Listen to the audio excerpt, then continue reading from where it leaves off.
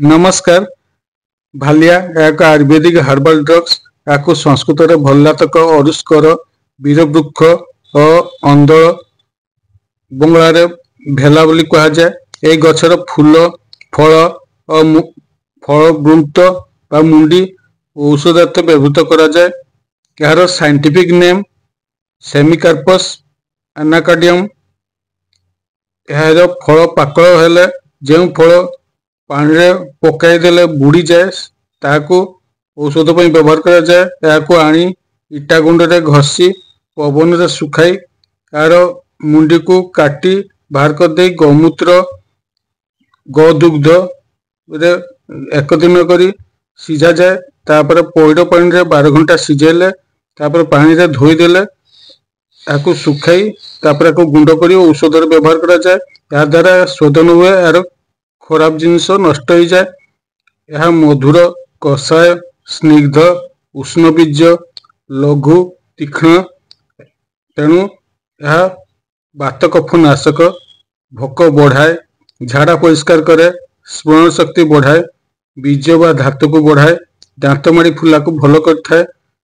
यह श्वास धई पेलिबा कृमि चर्म रोग कुष्ठ लिकोडर्मा व श्वेतकुष्ठ साइटिका पेट रोग अर्श नाल पड़ा ट्यूमर फुला और व्यथा और घा को भल करे नार्व फुलिबा मधुमेह महिला मानकर मासिक न होबा संतानहीनता जो मन पिला ही न थाए से औषध रे मिसाई प्रयोग करा जाए।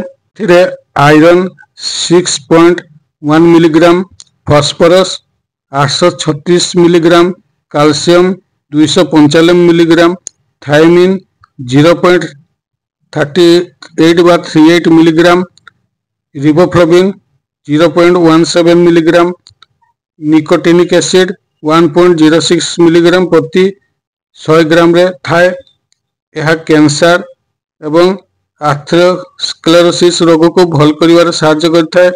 एथिरे flavonoids phenolic compound glycosides alkaloids saponin tannins terpenoids एवं स्टीरॉयड रही। यह किछि दिन धरी खाइले पतला झाड़ा पेट जंत्रणा rheumatism paralysis facial paralysis lumbar spondylosis gonorrhoea syphilis को भल करता है। यार गुंड बाहा को काथ करी गुड़ सह खाइले मलकंटक इपिलेप्सी एवं लेप्रोसी रोग को भल करता है।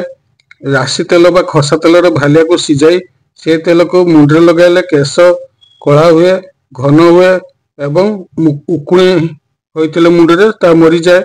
माछिया खाए मध्य तेल को लगाइले माछिया खाए भल हुए। युवती स्त्री मान को भालिया खुआइले बात कंट्रोल परी कंट्रासेप्टिव परी काम करे गर्भ संचार हुए नहीं। यार तेल को खाइले नर्व वीकनेस श्वास अपस्मार गंडमला चर्म रोग को भल करता है।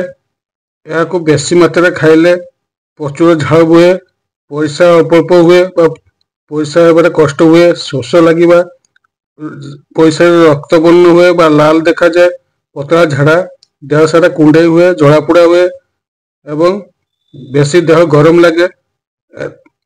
तेणु आयुर्वेद डाक्तर परामर्श अनुसार तत्वावधान व्यवहार करने उचित।